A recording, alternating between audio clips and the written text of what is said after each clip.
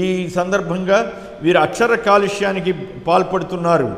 ఒకప్పుడు నోరు తిరగని బ్రాండ్లకు అంబాసిడర్గా ఆనాడు చంద్రబాబు ఆంధ్రప్రదేశ్లో అనుమతి ఇచ్చి ఏరులై పారించిన ఆ రోజు మాత్రం రామోజీ కానీ రాధాకృష్ణ కానీ ఒక్క ముక్క రాయలేదు.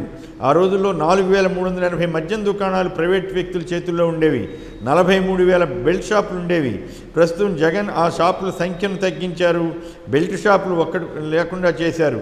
అయినప్పటికీ కూడా ఈ పత్రిక ఏడుపుగొట్టు కథనాన్ని ఇస్తూ ప్రజల్ని రెచ్చగొట్టే ప్రయత్నం చేసింది.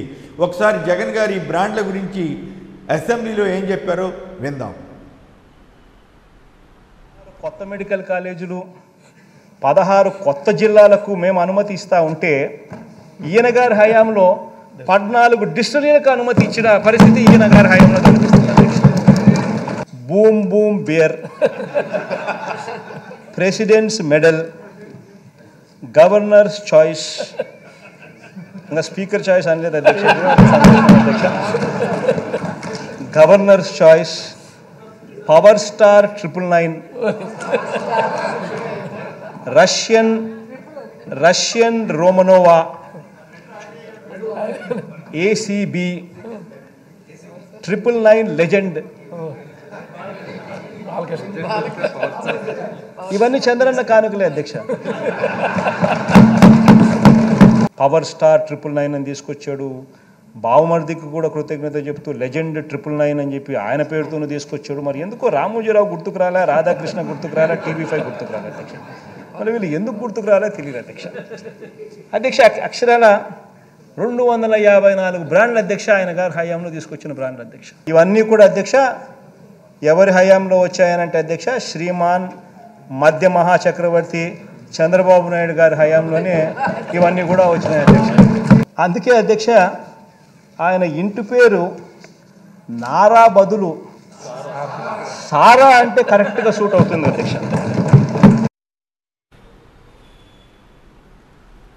రైట్. ఇక అది జగన్ గారు ఈ బ్రాండ్లన్నీ వచ్చింది చంద్రబాబు టైంలోనే అన్న విషయాన్ని అసెంబ్లీలో సోదాహరణంగా ఆధార సహితంగా కూడా వివరించారు. ఇక మరో వార్తకి వెళ్తే పెన్షన్ సొమ్ము జమ చేయని సర్కార్ అంటూ ఈనాడు యథాప్రకారం పాత వార్తనే మళ్ళీ వండి రాసింది.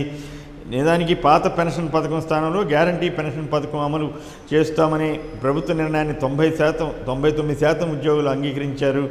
అలాగే ఈ పెన్షన్లకు సంబంధించి రోజు ఏదో ఒక అబద్ధపు వార్తను రాసి ఆయా అధికారులను ఉద్యోగులను రెచ్చగొట్టే ప్రయత్నం చేస్తున్నారు. అలాగే జనం డబ్బుతో జగన్ డాబు అంటూ బస్సుల కొనుగోలుపై కథనాన్ని ఇచ్చారు. నిజానికి వాస్తవం ఏంటంటే ముఖ్యమంత్రి భద్రత పైన కూడా ఈనాడు ఆంధ్రజ్యోతి నిత్యం విషం చిమ్మే రాతలు రాస్తూ ప్రజల్ని మోసపూరితంగా మోసపోయేలాగా చేయటానికి ప్రయత్నం చేస్తున్నాయి. చంద్రబాబు ప్రభుత్వం ఏ ప్రోటోకాల్ అయితే పాటించిందో అదే ప్రోటోకాల్ను ప్రస్తుతం జగన్ గారు కూడా పాటిస్తున్న విషయాన్ని విస్మరిస్తూ లేనిపోయిన అబద్ధాలని నిన్న ఆంధ్రజ్యోతి ఈరోజు ఈనాడు రాశాయి. ఉన్నత విద్య పేదలకు మిథ్య అంటూ మరొక తప్పుడు కథనాన్ని ఈనాడు రామోజీరావు రాశారు. అసలు జగన్ సర్కారులో విద్యకు ఇస్తున్న ప్రాధాన్యత ఏమిటో ఎన్నడైనా వార్త రాశారా? 73,400 కోట్లను విద్యారంగంలో ఖర్చు పెట్టిన ప్రభుత్వం జగన్ ప్రభుత్వం కాదా అన్న విషయం కూడా రామోజీ కావాలని విస్మరిస్తున్నారు. ఎండలు మొదలకు ముందే ఎడాపెడా కోతలు అంటూ ఎండలు వాళ్ళకి ఇష్టమైనప్పుడు పెరుగుతాయి, వాళ్ళకి ఇష్టం లేకపోతే తక్కువగా ఉంటాయి అన్నట్లుగా వార్తలు ఇస్తున్నారు.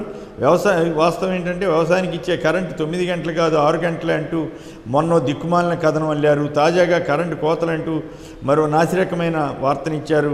23 మిలియన్ యూనిట్లు కొంటున్నారని ఈనాడే రాస్తుంది. మళ్ళీ విద్యుత్ డిమాండ్కు అనుగుణంగా 60 మిలియన్ల యూనిట్లు కొనాల్సిందేనని అంటారు ఈనాడు రామోజీరావు.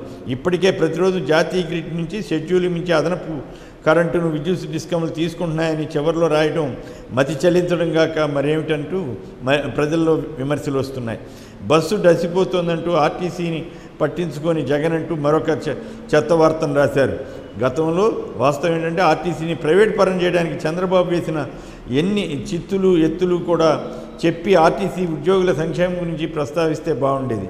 ఇక పంటలు ఎండబెట్టి పొలాలు బీడుబట్టి అంటూ కుప్పానికి కృష్ణా జలాల కోసం సర్కార్ విన్యాసాలంటూ ఒక తప్పుడు కథనాన్ని రామోజీరావు వండివార్చారు. వాస్తవం ఏమిటంటే చంద్రబాబు సాధించలేనిది వైఎస్ జగన్మోహన్ రెడ్డి చేతల్లో చూపిస్తున్నారనే అక్కస్తోటే ఈ వార్త వండారు. బాబు సొంత నియోజకవర్గమైన కుప్పానికి నేడు జగన్ నీళ్లు విడుదల చేస్తుండటంతో కళ్ళల్లో నిప్పులు పోసుకుంటున్నట్లుగా రామోజీరావు ఈ చెత్త వార్తను వండారు, ఏడుపుగొట్టు వార్తను రాశారు. ఇక ఆంధ్రజ్యోతి కూడా ఈ యథాప్రకారం పచ్చి అబద్ధాలతోటి కథనాన్ని ఇచ్చింది. జగన్ పాపాలకు జేపీ వెంచర్స్ బెలంటూ ఏదో ఆలస్యంగా వీళ్ళకి ఏదో సమాచారం అందిందంటూ ఒక అబద్ధపు కథనంలాగా రాశారు.